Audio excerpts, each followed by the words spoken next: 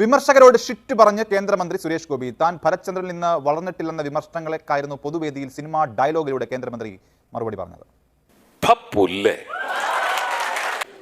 മോഹൻ തോമസുമാരുടെ ഉച്ചിഷ്ടവും അമേദ്യവും കൂട്ടിക്കുഴച്ച് വാരി തിന്ന് ഏമ്പക്കവും വിട്ട് ആസനത്തിൽ വാലും ചുരുട്ടിവെച്ച് അവരുടെയൊക്കെ കാൽ ചുവട്ടിൽ കിടക്കുന്ന നിന്നെ പോലെയുള്ള പരമ ആ പേര് ചേരിൽ എനിക്കതൊരിക്കലും ആവാൻ സാധിക്കില്ല. I am Bharatchandran, just remember that. ഭീഷണിയോടെ അവരുടെ മുന്നിൽ ഞാൻ എൻ്റെ ഈ വിളംബരം അല്ലെങ്കിൽ പ്രഖ്യാപനം മുഴക്കുന്നു. I will live as Bharatchandran too. ഇതിനൊന്നും അങ്ങേരെ കളിയാക്കേണ്ടതായിട്ടുള്ള യാതൊരു കാര്യമില്ല. അങ്ങേരെ കൊണ്ട് ചെയ്യാൻ പറ്റുന്ന കാര്യങ്ങൾ ഇതുപോലെ ഡയലോഗ് അടിക്കുക, കുറച്ച് കോമാളിത്തരങ്ങളൊക്കെ കാണിക്കുക. പണ്ട് ആ ഭീമൻ രഘു BJP ഉണ്ടായിരുന്ന സമയത്ത് അങ്ങേര് ചെയ്തിരുന്ന കാര്യങ്ങളാണ്. ഇപ്പോൾ ഭീമൻ രഘു പോയ സ്ഥിതിക്ക് അത് ചെയ്യാൻ തൽക്കാലം വേറെ ആരും ഇല്ല.